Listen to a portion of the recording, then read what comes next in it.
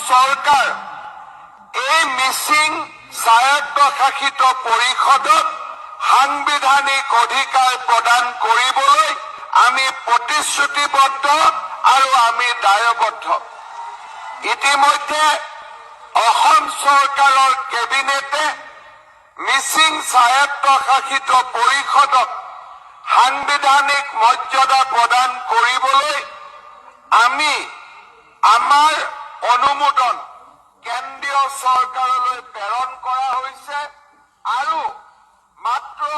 সিদিনা কেন্দ্ৰীয় গৃহমন্ত্ৰী অমিত শ্বাহ ডাঙৰীয়াৰ সৈতে আমি মিচিং জনগোষ্ঠীৰ নেতৃত্বৰ লগত পোনপটীয়া আলাপ আলোচনাৰ দুৱাৰ এখনো আমি মুকলি কৰি দিছো।